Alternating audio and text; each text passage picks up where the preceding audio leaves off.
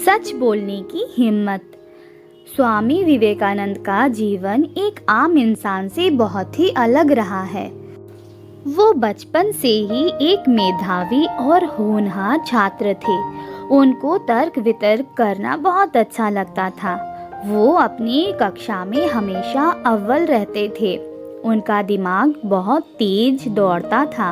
होनहार होने के साथ साथ वो ईमानदार और न्यायप्रिय भी थे। उनकी इसी ईमानदारी से जुड़ी एक सच्ची कहानी भी है। ये बात उन दिनों की है जब स्वामी जी स्कूल में एक विद्यार्थी थे। वो कक्षा में शैतानी भी किया करते थे, पर पढ़ाई पर अधिक जोर दिया करते थे। कक्षा में सभी विद्यार्थी उनसे बहुत ज़्यादा प्रभावित थे। वो सब उनकी बात को ध्यानपूर्वक सुना करते थे। एक दिन खाली पीरियड में वो आध्यात्मिकता के विषय पर बच्चों से चर्चा कर रहे थे। स्वामी विवेकानंद और उनके सहपाठी बातचीत में इतने ज़्यादा मग्न थे कि उन्हें पता ही नहीं चला कि वो खाली पीरियड ख़त्म हो चला था और दूसरा पीरियड शुरू हो चुका था। वो सब बातों में ही लीन थे कि अचानक उनके अंग्रेजी के शिक्षक ने क्लास में प्रवेश किया, पर बच्चों को बातचीत के चलते पता ही नहीं चला कि उनके मास्टर जी आ चुके थे। जब किसी ने मास्टर जी की बात नहीं सुनी तो मास्टर जी को गुस्सा आ गया।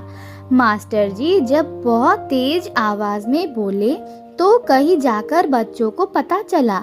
सभी ने मास्टर जी की बात नहीं सुनने के लिए माफ़ी मांगी, पर मास्टर जी का गुस्सा कहाँ इतना जल्दी शांत होने वाला था। मास्टर जी ने बच्चों से कहा कि अगर वो उनके द्वारा पूछे गए सवाल का जवाब दे देंगे तब तो वो उनको माफ़ कर देंगे, नहीं तो फिर सभी विद्यार्थियों को सज़ा मिलेगी। मास्टर जी ने सभी से अंग्रेजी विषय में सवाल पूछने शुरू कर दिए। सिवाय स्वामी विवेकानंद के कोई भी बच्चा टीचर के सवाल का जवाब नहीं दे पाया। मास्टर जी विवेकानंद के जवाब से बहुत खुश हुए और उन्होंने विवेकानंद को माफ़ कर दिया।